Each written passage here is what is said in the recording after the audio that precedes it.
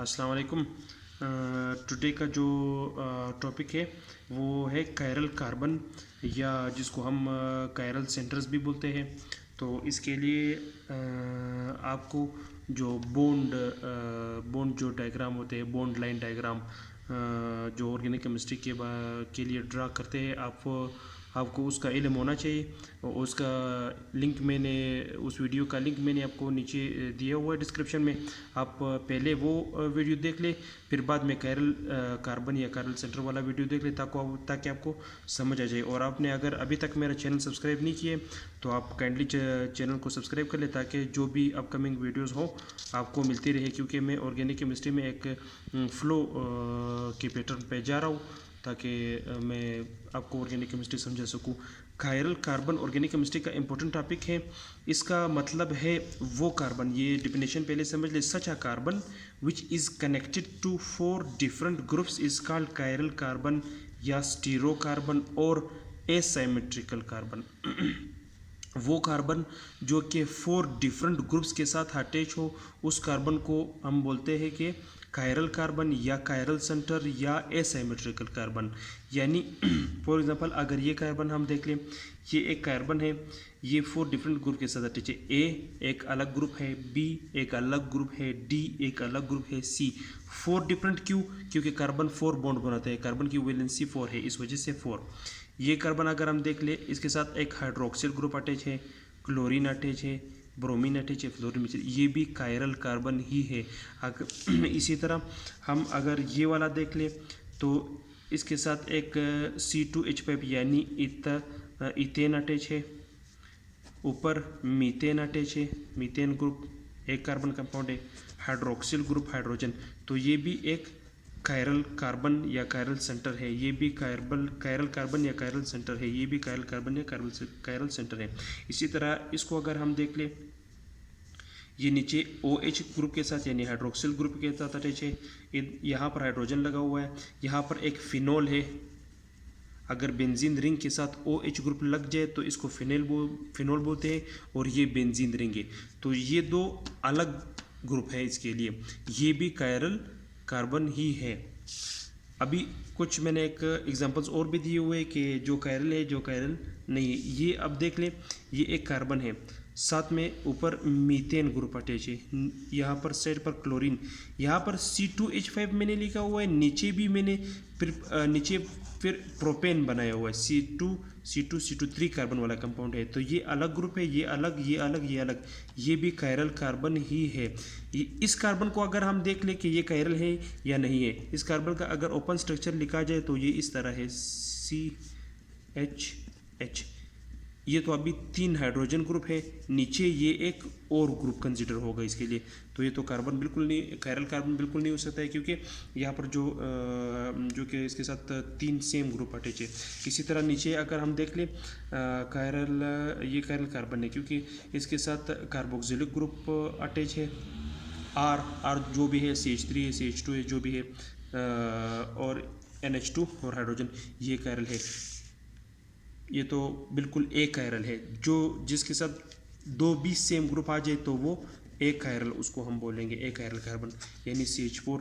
और ये प्रोपेन है, तो ये CH4 है। और इसका अगर हम बॉन्ड लाइन ड्रा कर ले तो ये इस तरह ड्रा होगा। इसके अगर आप कोई ये वाला समझ नहीं आते तो इसके लिए मैंने डिस्क्रिप्शन में लिंक दिया हुआ है, वो वीडियो आप वॉच कर ले। और ये जो ग्लाइसिन एक अमीनो एसिड है, ग्लाइसिन, यहाँ पर कार्बोक्सिलिक ग्रुप अटैच है, हाइड्रोजन और NH2। तो हाइड्रोजन और हाइड्रोजन सेम है, इस वजह से ये एक कायरल है, इस वजह से। और भी अगर हम एग्जांपल्स देख लें,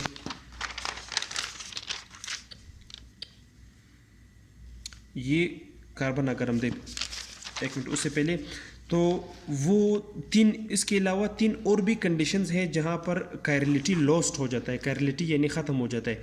एक तो ये है कि अगर एक कार्बन के साथ 2 सेम ग्रुप्स अटैच हो, वो तो एक कायरल हो जाता है, यानी कायरलिटी लॉस्ट हो जाती है, कायरल फिर नहीं रहता है वो कार्बन। 3 और भी कंडीशंस है जिसमें अगर वो आ जाए वो कंडीशन, तो फिर कायरलिटी लॉस्ट होगी, फिर कायरलिटी नहीं रहेगी बाकी। अगर 1 डबल बॉन्ड किसी भी कार्बन के साथ 1 डबल बॉन्ड आ जाए तो वो कार्बन फिर कायरल नहीं होगा। अगर वन ट्रिपल बॉन्ड आ जाए, अगर किसी भी कार्बन के साथ दूसरे कार्बन या दूसरे एटम के साथ ट्रिपल बॉन्ड बना रहा हो तो वो फिर कायरल नहीं रहेगा। अगर एक ऐसा एटम, सिर्फ कायरल कार्बन नहीं होता, कायरल ऑक्सीजन भी है, कायरल सल्फर भी होता है, कायरल नाइट्रोजन भी होता है। अगर एक ऐसा एटम जिसके पास 2 लोन पेयर इलेक्ट्रॉन हो तो वो एटम फिर कायरल नहीं होता। फॉर एग्ज़ाम्पल हम और भी एग्ज़ाम्पल चलते हैं एमसीक्यूज़ या एंटिटीज के वजह से, इससे बहुत एमसीक्यूज़ आते हैं। आपको एक कंपाउंड दिया होगा कि इसमें से आप कौन सा कार्बन जो है वो कायरल है। अगर हम इस कार्बन को देख लें तो इसके साथ तो एक है आयोडीन ग्रुप डिफरेंट है, फ्लोरीन डिफरेंट है, सही है। ये वाला तो ये वाला जो कंप्लीट स्ट्रक्चर है ये इसके लिए एक अलग ग्रुप कंसिडर होगा। लेकिन यहाँ पर मैंने जैसे कि मैंने आपको बताया कि अगर डबल बॉन्ड कोई कार्बन डबल बॉन्ड बना रहा है तो वो फिर कायरल नहीं हो सकता, ये एक कायरल है। इस कार्बन को अगर हम देख ले, यहाँ पर ब्रोमीन अटैच है, यहाँ पर एक अलग फंक्शनल ग्रुप अटैच है, लेकिन फिर डबल बॉन्ड आ गए तो जो कार्बन डबल बॉन्ड बनाता है वो बिल्कुल एक कायरल है, वो कायरल नहीं है। इस कार्बन को अगर हम देख ले, हाइड्रोजन, क्लोरीन, बेंजीन और ये एक अलग ग्रुप है इस कार्बन के लिए, तो ये कायरल कार्बन ही है, ये कायरल कार्बन है। ये एग्जांपल हम देख ले, कार्बन के साथ हाइड्रोजन, क्लोरीन, बेंजीन, फिनोल, ये बिल्कुल कायरल कार्बन है।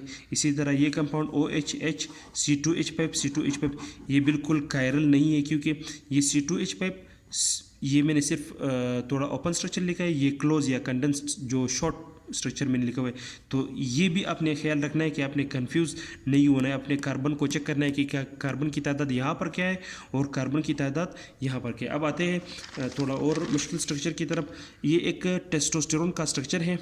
यहाँ पर देखते हैं कि इसमें से कौन से कार्बन कायरल है, कौन से नहीं है। फॉर एग्जांपल ये तो अगर आपको बॉन्ड लाइन वाला स्ट्रक्चर समझ आता है तो ये आपको समझ में आएगा, अगर नहीं आता है तो आप वो वाला वीडियो वॉच कर लीजिएगा। यहाँ पर एक कार्बन लगा हुआ है, ये कार्बन इस कार्बन के साथ बॉन्ड बनाता है, इस कार्बन के साथ बॉन्ड बनाता है, इस कार्बन के साथ बॉन्ड बनाता है, यानी ये इस कार्बन के लिए ये एक अलग स्ट्रक्चर है, ठीक है, डिफरेंट हो गया। ये एक अलग स्ट्रक्चर है, इसके लिए डिफरेंट हो गया। लेकिन यहाँ पर 2 हाइड्रोजन है, यहाँ पर भी हाइड्रोजन होगा, यहाँ पर भी हाइड्रोजन, तो ये कार्बन कायरल बिल्कुल नहीं हो सकता। इसी तरह ये कार्बन, इसका भी यही कंडीशन है, ये कार्बन भी कायरल नहीं हो सकता, क्योंकि ये एक अलग स्ट्रक्चर है, इस अलग ग्रुप है इसके लिए, ये एक अलग है, लेकिन 2 हाइड्रोजन हो गए तो नहीं हो सकता। इसका ये कार्बन तो बिल्कुल नहीं हो सकता, क्योंकि ये कार्बन एक डबल बॉन्ड बना रहा है। ये कार्बन भी नहीं हो सकता क्योंकि यहाँ पर डबल बॉन्ड है। ये कार्बन भी नहीं हो सकता क्योंकि यहाँ पर भी डबल बॉन्ड है। इस कार्बन को हम देखते हैं, ये कार्बन एक बॉन्ड बना रहा है इस कार्बन के साथ, जो कि बिल्कुल अलग एक स्ट्रक्चर है, अलग ग्रुप है, और इसके साथ ये भी अलग है, इसके साथ ये भी अलग है, CH3 के साथ बना रहा है, ये भी अलग है। तो ये कार्बन जो है ये एक कायरल कार्बन है। इसी तरह अगर हम इस कार्बन को देख लें तो ये कार्बन एक अलग स्ट्रक्चर बना के साथ मिला हुआ है, कनेक्ट है, ये एक अलग स्ट्रक्चर, ये एक अलग स्ट्रक्चर, एक रह गया वो तो ऑटोमेटिकली आपको मालूम होगा कि वो हाइड्रोजन होता है। तो ये कार्बन जो है ये भी एक कायरल कार्बन ही है। इस कार्बन को अगर हम देख लें तो ये एक अलग स्ट्रक्चर है, ये एक अलग है, ऊपर वाला अलग, एक हाइड्रोजन होगा, तो ये कार्बन भी एक कायरल कार्बन ही है। इसी तरह ये अलग स्ट्रक्चर, अलग स्ट्रक्चर, अलग स्ट्रक्चर, एक हाइड्रोजन, ये भी कार्बन है, ये भी कायरल कार्बन ही है तकरीबन, क्योंकि इसके साथ मीथेन ग्रुप, ये एक अलग स्ट्रक्चर, अलग स्ट्रक्चर, अलग स्ट्रक्चर, सही। और ये वाला तो है ही कायरल, क्योंकि OH डिफरेंट स्ट्रक्चर, एक हाइड्रोजन लगाओ।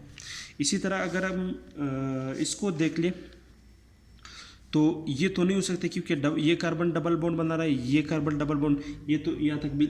इसमें फिर हम इस एग्जांपल में मैंने एक ऐसा कंपाउंड है जिसमें कायरल नाइट्रोजन भी हम देखते हैं, chiral oxygen, chiral carbon, chiral sulphur, ये सब हम देखेंगे। अगर हम ये तो नहीं हो सकता, ये कार्बन भी नहीं हो सकते क्योंकि ये कार्बन भी डबल बॉन्ड है। ऑक्सीजन नहीं हो सकता क्योंकि 2 लोन पेयर, मैंने आपको बताया कि अगर 2 लोन पेयर आ जाए तो कायरलिटी लॉस्ट हो जाता है। इसी तरह इस कार्बन को अगर हम देखें, ये एक अलग ग्रुप है, ये एक अलग ग्रुप है, लेकिन दो इसके साथ हाइड्रोजन होंगे, क्योंकि आपको मालूम है कि कार्बन की वैलेंसी 4 है।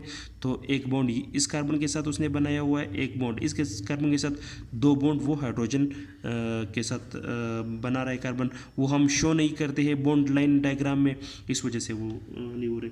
अगर हम इस हाइड्रोजन को देखें, ये तो बिल्कुल नहीं बना सकता, क्योंकि एक तो इसके साथ दो लोन पेयर है और ऊपर से ये डबल बॉन्ड भी है।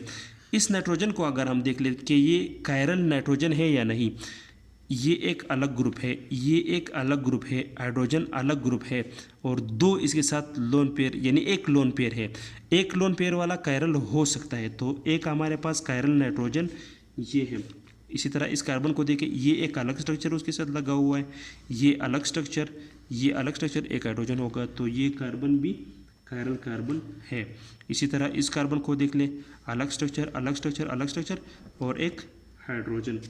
इसी तरह अगर हम देख लें फिर सल्फर जो है, सल्फर के साथ दो लोन पेयर है, तो ये कायरल नहीं हो सकता। यहाँ पर जो कार्बन है CH3 अलग स्ट्रक्चर और एक हाइड्रोजन है, तो ये भी कायरल होगा। ये नाइट्रोजन भी कायरल है, क्योंकि अलग स्ट्रक्चर एक अलग स्ट्रक्चर एक अलग स्ट्रक्चर, और ये भी होगा। ये भी आप देख लीजिएगा, मैं आपको मैं प्रैक्टिस के लिए छोड़ा हूँ, आप इस पर प्रैक्टिस कर ले और इसमें कायरल और जो कायरल कंपाउंड है वो आप मालूम कर ले कि इसमें से कौन सा कायरल है और कौन सा नहीं है। यहाँ पर अगर हम देख ले, यहाँ पर जो कार्बन होगा उसके साथ तो 3 हाइड्रोजन होंगे, वो तो नहीं हो सकता है। यहाँ पर जो कार्बन होगा उसके साथ 2 हाइड्रोजन होंगे, वो भी नहीं हो सकता। यहाँ पर जो कार्बन है वो कायरल हो सकता है, क्योंकि इसके साथ मीथेन अटैच है, अलग ग्रुप है, एक हाइड्रोजन होगा, ये हो सकता है। ये नहीं हो सकता, ये नहीं हो सकता, ये फिर हो सकता है, क्योंकि एक इसके साथ क्लोरीन है, ये भी कायरल है। क्लोरीन अलग स्ट्रक्चर, ये कार्बन भी हो सकता है कायरल, क्योंकि ये एक अलग स्ट्रक्चर है, ये एक अलग स्ट्रक्चर है, और ये एक अलग स्ट्रक्चर, एक हाइड्रोजन। सॉरी, ये बिल्कुल कायरल नहीं हो सकता, क्योंकि यहाँ पर भी मीथेन है, यहाँ पर भी मीथेन है, और ये अलग स्ट्रक्चर है, एक हाइड्रोजन होगा, लेकिन दो फिर मीथेन उसके साथ है, तो ये वाला कायरल हो नहीं सकता। ये कंपाउंड आप खुद देख ले और आप चेक कर ले।